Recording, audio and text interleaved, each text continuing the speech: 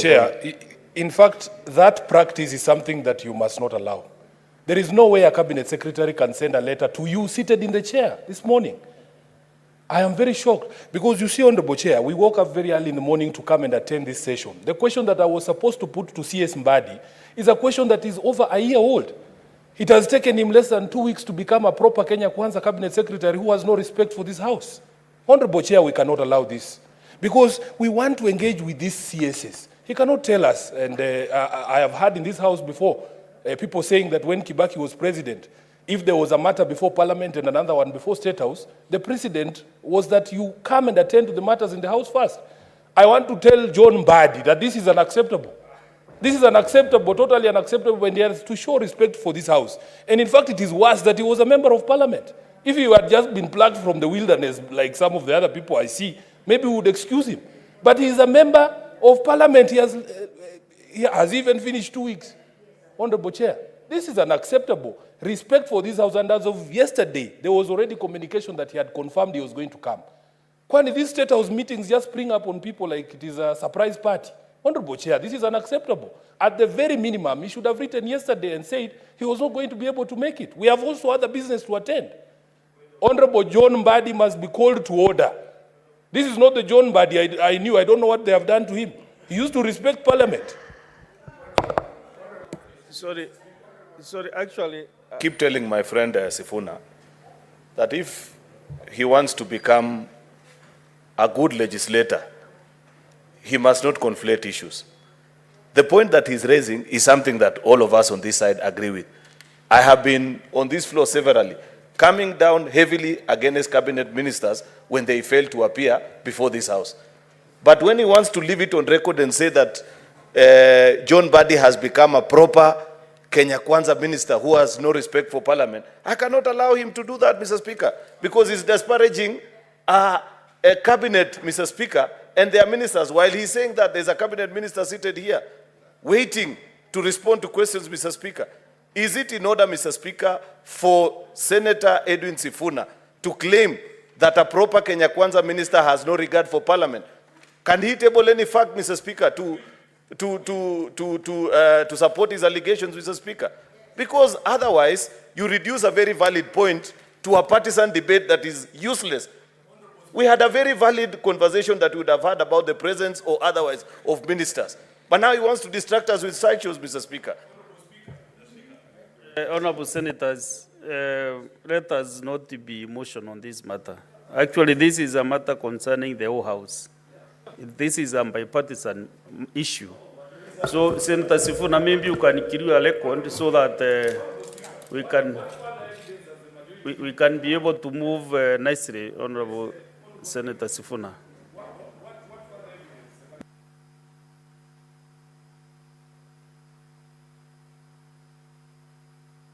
No, I've asked him to clarify that bit so that... You don't want me to speak?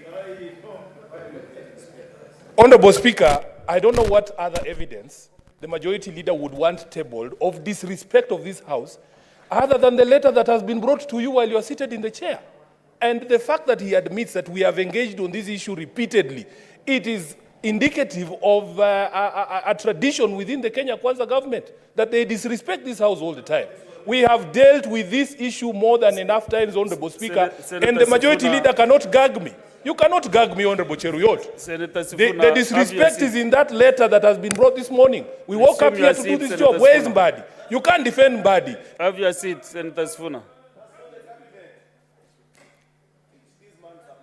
Senator Enoch.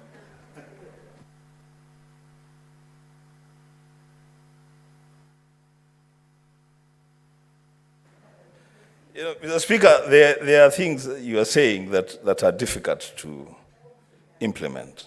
When you say people should not be emotional about this matter, it's difficult not to be emotional about what we have just witnessed.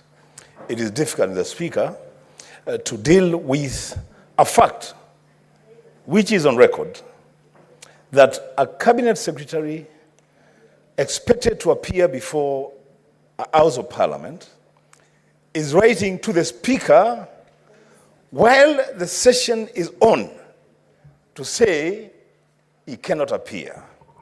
And the reason given is in State House. Mr. Speaker, I will say two things and try to be not too emotional about it. One, Article 132 of the Constitution, functions of the President. The President is accountable to Parliament, the President himself, to Parliament. Article 153 of the Constitution, the Cabinet is accountable to Parliament. Mr. Speaker, those two articles read together place the Parliament of the Republic of Kenya at such a position that when you are required to appear before either a committee of Parliament or a plenary sitting of Parliament, then everything else must stop. Mr. Speaker, this is just plain reading of the law. And you know, when now I see my brother, my very good friend, the Senator of Kericho, who is also the majority leader, getting emotional and saying that Senator Sifuna should be taught a lesson. Mr. Speaker, I'm wondering, between Senator Sifuna and the CS for Treasury, who needs to be taught certain lessons? Mr. Speaker, just allow me to finish. Mr. Speaker, this is a serious matter. In fact, Mr. Speaker, this is so serious. And you know what? Let us test our own powers and privileges as Parliament. Let us put that to test.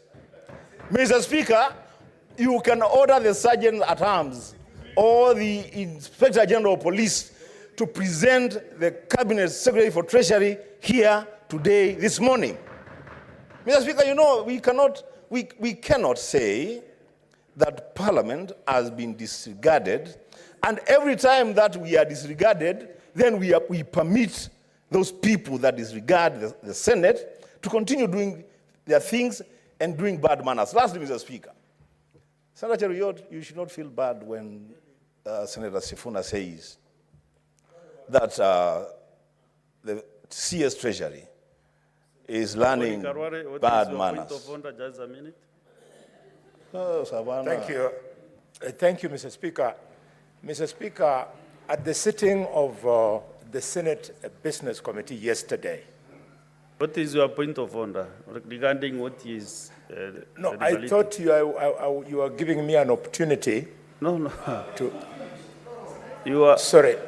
I thought you had concluded. You are very experienced member. I am very sorry. When you raise a point of order, you are standing on a point of order. Speaker, I thought you had concluded. What is your point of order? I thought you...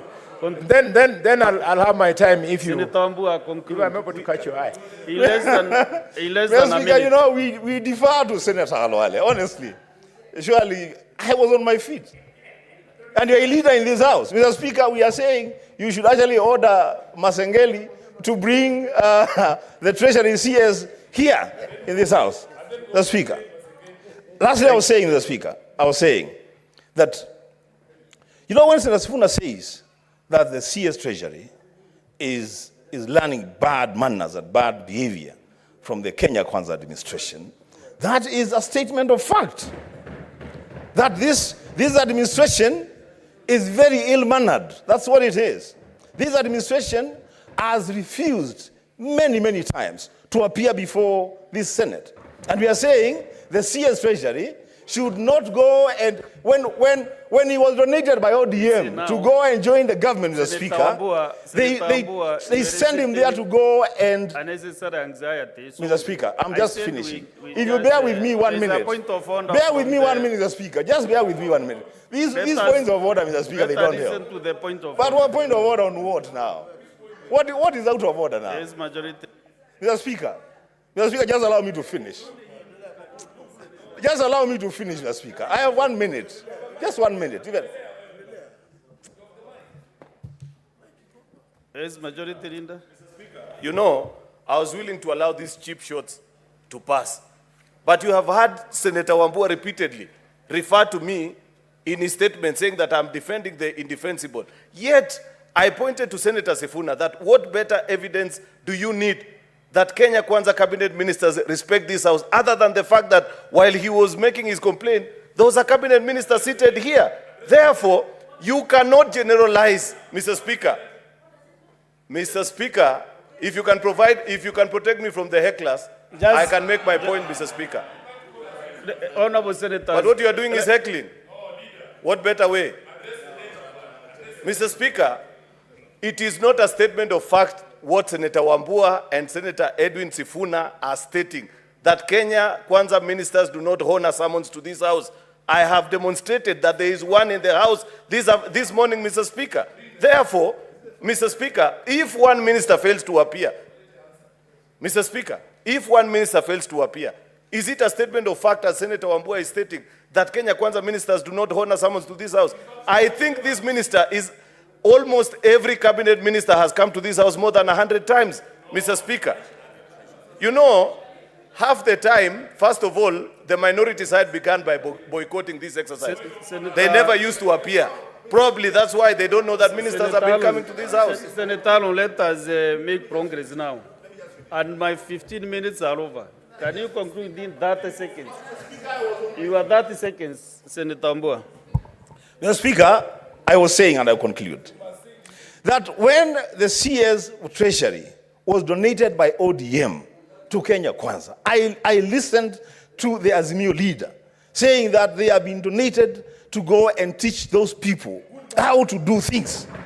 They are not supposed to go there and learn bad manners. They are supposed to go there and teach good manners, Mr. Speaker.